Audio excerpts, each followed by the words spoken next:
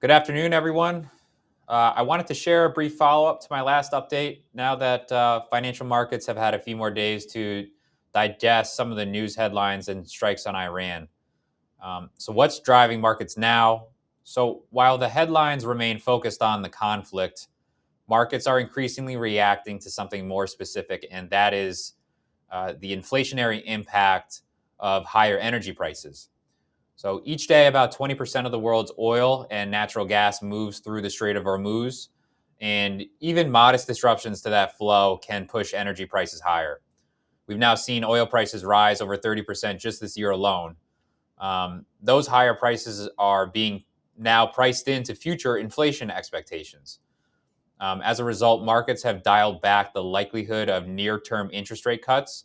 Treasury yields have moved slightly higher, and central banks, both here in the United States and Europe, are in a position where they may have to rethink future rate cuts this year if energy prices stay elevated. So, from our investment team's perspective, historically speaking, research shows that energy shocks tend to be narrow, temporary, and have a limited long term impact on core inflation. A spike in oil prices can bump up headline inflation, but it also acts at the same time as a drag on economic activity, which helps limit how far and how long inflation can run and impact the economy overall.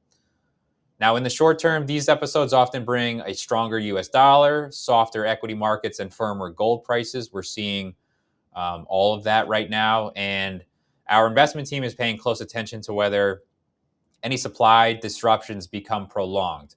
I think at the end of the day, that's the key variable that would determine whether this develops into a more persistent inflation story or simply remains a temporary shock. For those of you concerned about rising prices, it's worth remembering that equities, stocks, have historically been one of the most effective long term hedges against inflation that we know of, as companies adjust pricing and margins expand over time as a result of those price increases. Volatility can also create constructive opportunities. For example, this week alone, my team and I have spent a lot of time monitoring taxable accounts for tax loss harvesting opportunities.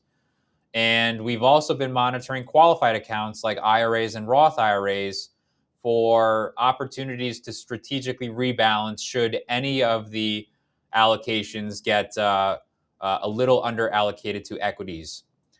So, in closing, as we move through this period, it helps to keep the broader perspective in mind. Geopolitical events can be uncomfortable, but historically speaking, their impact on markets has tended to be short lived.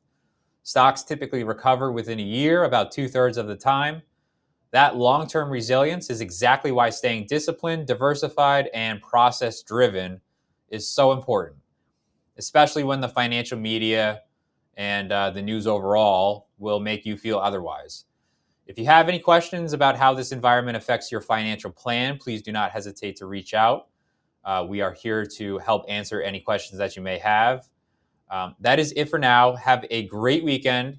And for those of you in the Northeast, I think we have some 60s or maybe even a touch of 70 degrees coming next week. So some much welcomed thawing coming our way.